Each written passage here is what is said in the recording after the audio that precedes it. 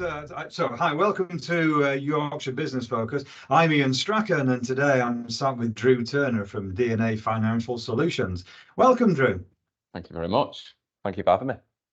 Not at all. Let's get straight into it. So tell us a little bit about your business. What is it you do, and how long have you been in business? Yeah, fine. So we are a multifaceted mortgage broker. So I don't want to keep it as plain as Joe Bloggs buying their first house. We pretty much do everything, whether it's first-time buyers, whether it's portfolio buy-to-lets, ground-up development, short-term finance, and everything in between. In its current guise, we've been going since September 2020. But myself and my business partner originally set up DNA in Feb 2017. Wow. Okay. So that's a fair while together with the business partner. What inspired you? What motivated you to set up back in 2017?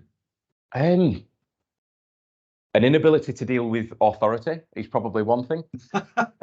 Tell me more about that. That sounds fascinating. I don't know what it is. You could probably put it down to from being at school. I've always struggled to a point of being told what to do. I kind of need to. I need to manage myself. In essence, I need to be the one that kind of makes my own decisions and my own mistakes, and then I can hold myself accountable. The idea of someone else kind of formulating something that I need to learn, for me to be able to blame them if I'm not getting it, doesn't sit right. So yeah, every bit of accountability. So it's not that you don't necessarily want control of your destiny, but it's very much a case of you feel you blame them if it went wrong. I probably end up blaming myself regardless, but I want to be the sole reason. If there is something goes wrong, or if there's something goes right, I would like to be the reason that's the case. I don't think it's necessarily ego, but maybe a little bit of pride. I'd like to be able to maybe make my own destiny a little bit. Your own destiny, have autonomy of where you're going. So what kind of challenges have you seen since you set your own business up that have allowed you to kind of exercise that autonomy to make your own mistakes and move along? Every bit of it has been learning. I'm not the most intelligent guy. Again, I'm not kind of I wouldn't peg myself as stupid by any stretch, but I'm certainly not the most intelligent guy. I'm just a West Yorkshireman. There's nothing else to it. So everything's new. Every single time that we've made a change, I've never dealt with that in the past. I've just gone from a relatively corporate background, worked in a call center, done really, really kind of generic work. Never led a team, never been a manager, never started a business until I did all of those things. So it's difficult. So how did you learn? How do you develop those skill sets to manage people? I mean, it's a real challenge. So how do you learn skill sets to manage people and to grow and develop a business? Because you have grown very quickly, haven't you? We have grown quickly. I can very, very confidently say I've been able to share the crown, so to speak. Heavy is the head and all that kind of stuff, but it's far, far easier if you can share it with 3 other people. I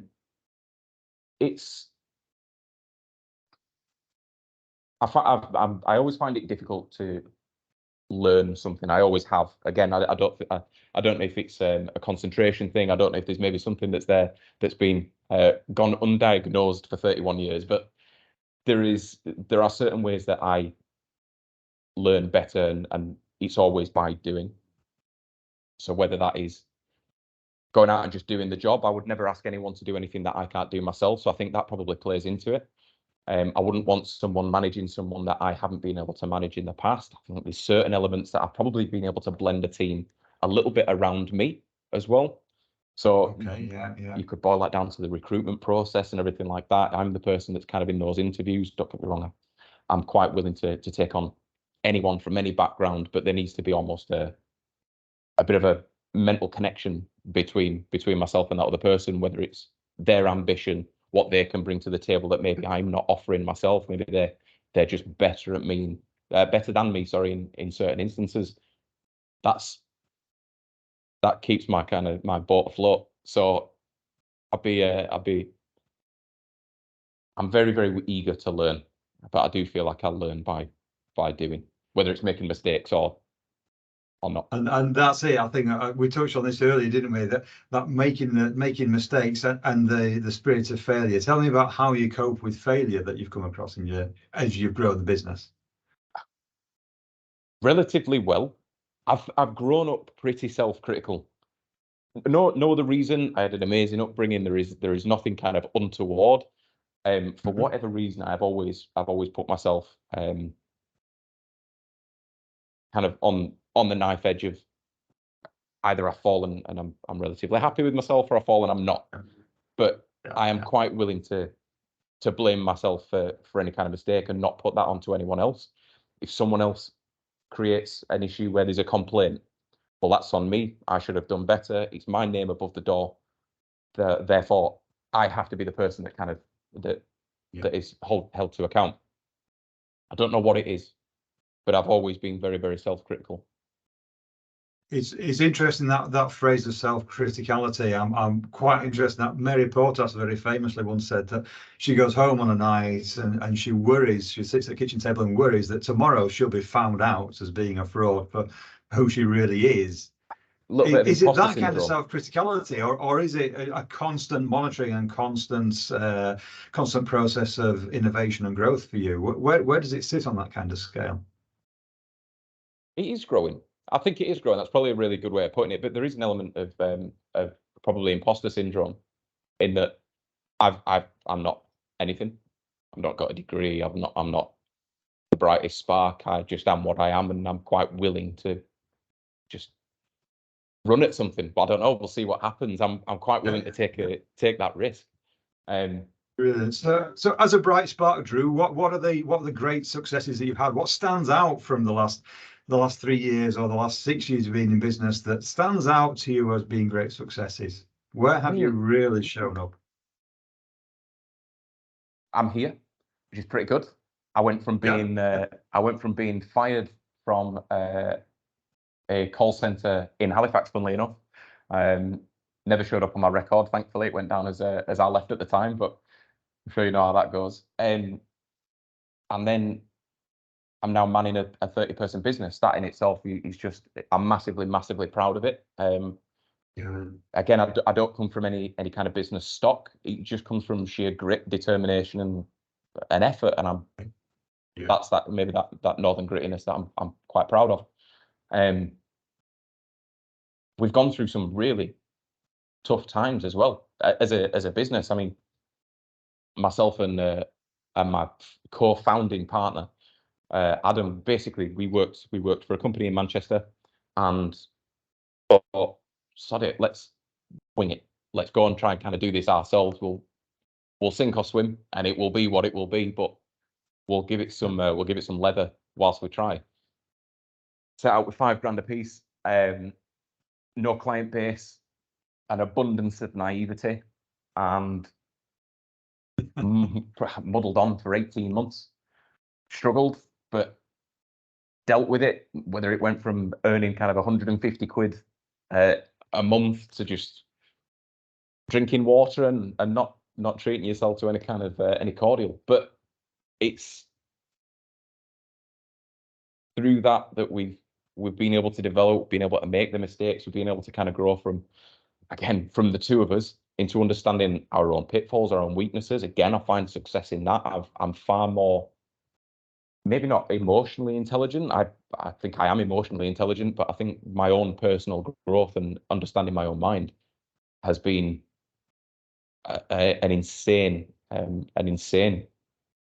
success, certainly over the last 2 years. But from where we were when we set out, Jesus, when was that? 2017. So I would have been 25, 26, something along those lines. Wow. So it doesn't feel like a long time. I can remember exactly where we were when we kind of pushed the button to start running, and we were having a grapefruit beer in a bar in Manchester whilst waiting for a pizza to come to the table, designing our logo and officially making the decision, you know what, the resignation goes in tomorrow. Outside of that, we've dealt with some really, really difficult market times. The industry itself has been insane since we started. I mean, there were certain changes that came into place when we first met. There were that's when kind of limited companies and that kind of thing came into place for portfolio landlords. So that was a switch in the market. So certainly kind of changed the scope of where we were looking at. We've dealt with COVID. I mean, we literally set the business up in its current guise in the height of COVID, which is that's brave, risky. isn't it, to make those strides then with no idea what's going to follow post COVID. I mean, we couldn't predict the situation we're in right now. Exactly, it could fall into equal parts brave and equal parts stupid, to be fair. So there was it was going to be interesting no matter what happened. And then beyond that, the mini budget last year again just took a sledgehammer to everything that had been built through COVID, and actually turned out to be, after every kind of lender shut up shop, so to speak, and there were a lot of redundancies in the industry and all kinds of hell broke loose. But the market genuinely picked up, obviously, when the schemes and everything were put in place with stamp duty and all kinds of stuff. It started booming. Obviously, we've then had to deal with that short period of incredible gains, growth, but on the back of that, that sledgehammer. Back of it, where we are right now with a marketplace that doesn't really know what's in front of it. That's it. Yeah, exactly that. Fascinating. So what are 3 things about the business you have right now? What's 3 things about DNA Financial Solutions right now that really make your heart sing? The team. So our team, the people themselves. I'm a huge advocate of the people being the business. I think they kind of shape everything that we do, and I think they'll shape everything that we do going forward as well. I think that the growth is primarily on their shoulders.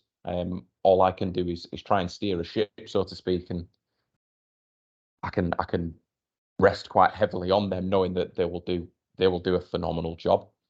Their passion, their grit, their kind of determination is incredible. I think that's a huge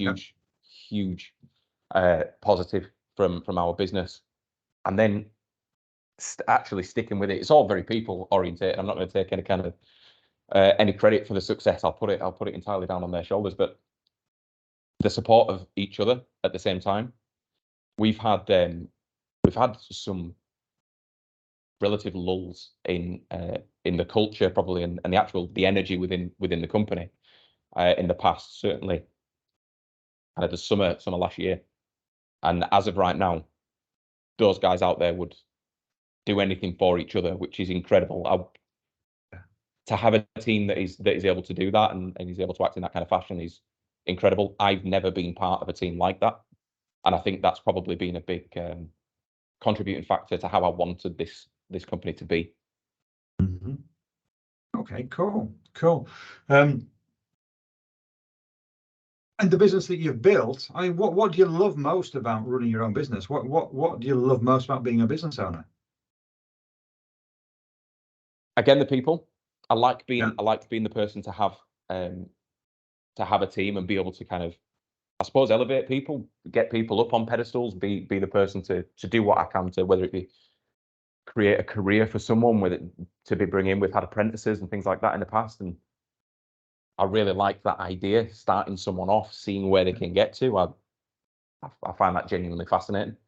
I felt almost an incessant need to build something as well.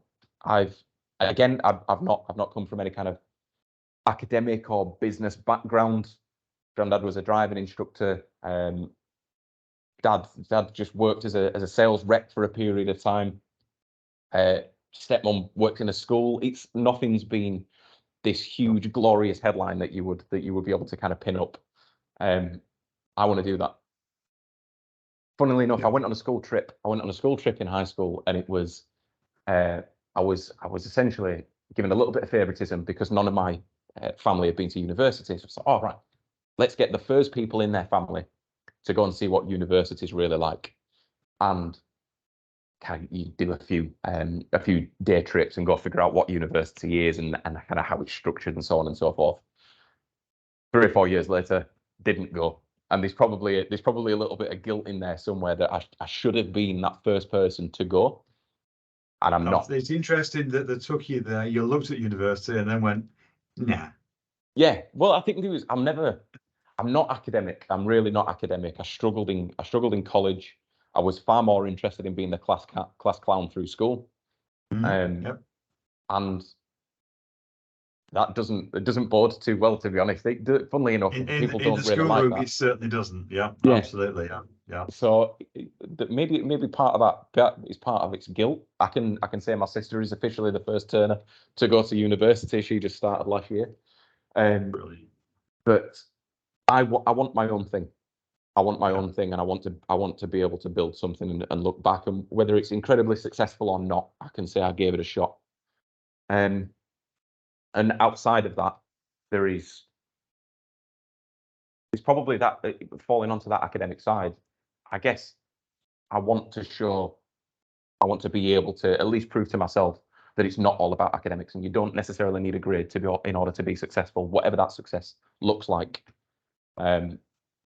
So yeah, maybe a bit of hard work and passion can eventually trump a degree. I love that. I love that in all the conversation we've had here about DNA financial solutions, very little of it has been about the technical side of generating more money, or the technical side of finding solutions for people. It's been about the team you've got around you and about the journey that you've been on. It's very much a people's business for you, isn't it? Yeah, 100%.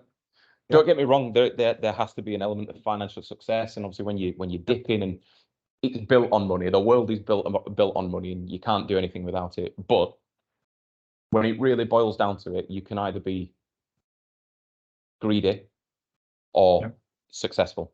And I think if it means maybe making a little bit less money, a little bit less cash in the coffers, so to speak, as long as the business is able to maintain itself, it will be the people that take it to that next level and kind of elevate it from there, in my opinion. Absolutely. I love that. Because that comes from the heart. That's really what drives you, isn't it?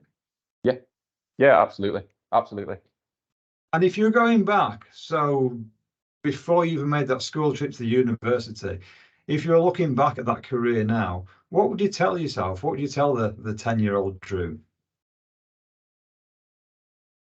Oh, maybe do better. Maybe do better. Maybe do better. The vast majority of enjoyment that I got was always outside of school, to be honest. So I would like to find a little bit of enjoyment in school. Never struggled for friends or anything like that. I wasn't kind of the outcast kid that was just sat in a corner, but I was always far closer to family, with a very, very small pool of friends. It's stayed that way. It's always stayed that way. I'm quite happy to have a very, very small circle, but you can get certain elements. I think certain things have obviously grown incredibly over the last, how long have I been out of school? Jesus, 12 years plus. There was always an unknowingness. I didn't know what to do. I didn't know what I wanted to do. I didn't know what I wanted to be. I wanted to be an archaeologist at one point. I wanted to be a paleontologist at one point. I wanted to be then in the police, or maybe a lawyer, or it was always to-ing and fro-ing and never really understanding what I'm actually into. So I would have liked to have found something, a little bit of a focus on, if it's certainly not something that's going to take me down a different path, just focus on some stuff that actually you might get some genuine enjoyment out of.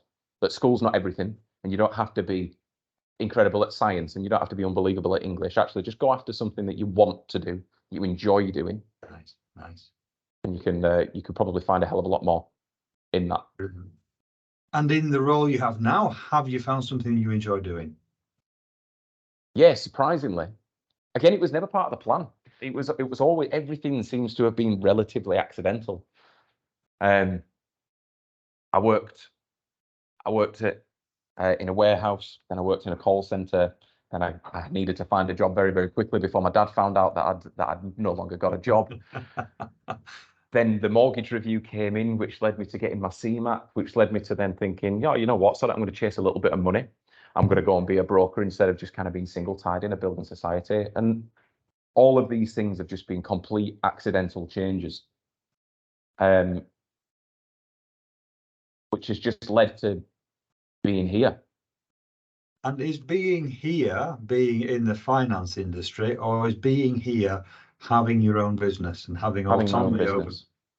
Brilliant. So is it necessarily the vision going forward? Is it necessarily in the financial services, or is it going to be just the first business on the portfolio of businesses that Drew has an interest in? Yeah, maybe it could be. I would never like to. I don't want to settle. I don't want to, the idea of, let's say, a buyout, something like that. Let's say that sale of this gets to an unbelievable position. Someone wants to swoop in and take it. Perfect. I'm going to go and just chill out. I'll play my PlayStation. I'll watch films. I'll just go and spend time with my dog.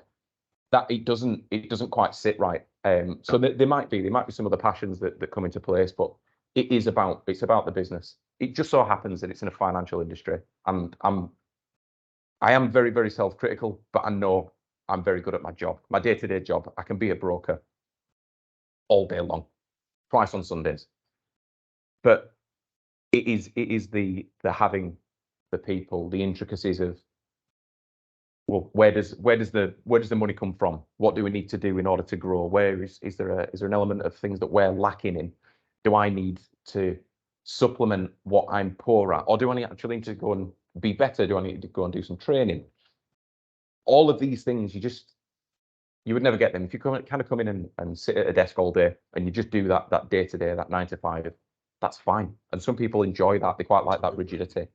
And I don't blame them. But I want the next thing. I'm constantly looking at, how do we make this better?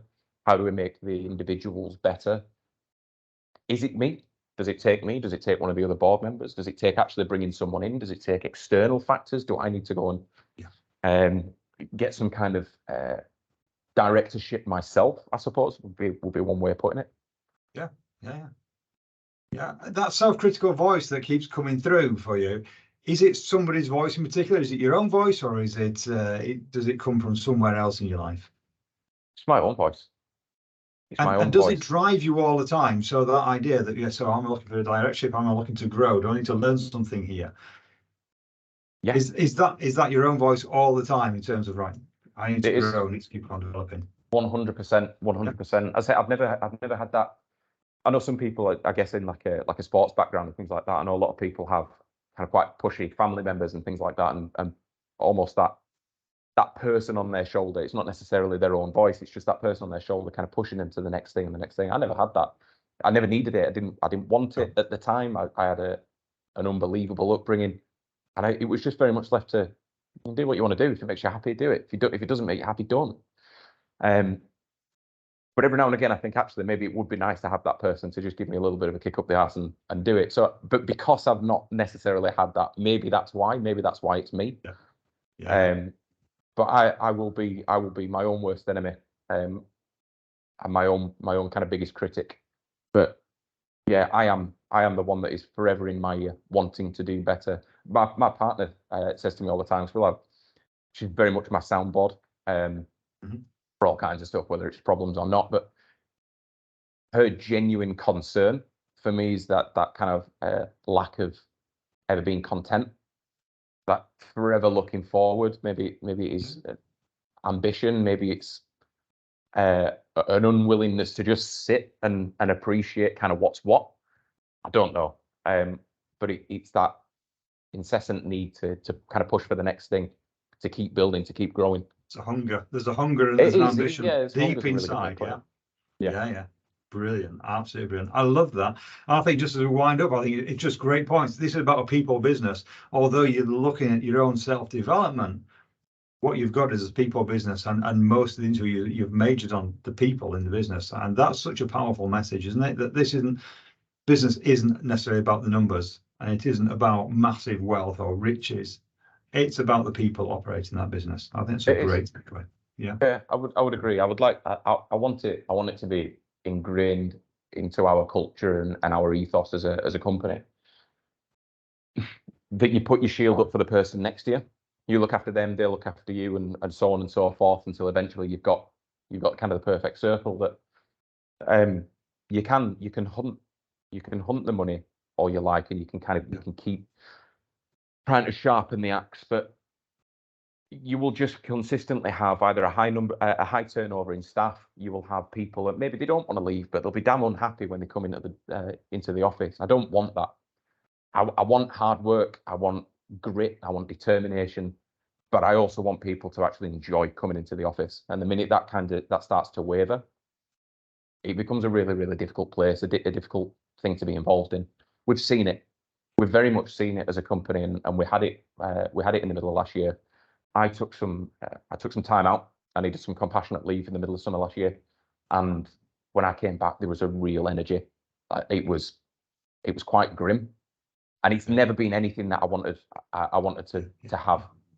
And we needed to put things in place to rectify it. A lot of it I will take on board. I will say a lot of it is my fault, but sometimes. But that's naturally what you do. You naturally take it on board as being your fault. It's how you correct exactly. it. I have to be held to account. It is completely on me to do what I need to do in order to kind of right the ship. But yeah, we've had a little bit of changeover in staff, a little bit of change in mentality, and it's worked, in my opinion. We'll see if it continues. I hope it does, but touch wood, it'll keep going in the right direction. I love that. I think as we start to close down, Drew, I think just that thank you for a masterclass in self-humility, self-criticism and growth, and understanding the team around you and the importance of having the team around you grounded and on board with the same message, sharing your values. Such an important message. I really appreciate that. I appreciate that. So thank you very much for coming on to Yorkshire Business Focus, and to everybody else, I look forward to seeing you in the next episode. Thank you, Drew Turner. Thanks for having me in. Thanks very much. Welcome. Cool.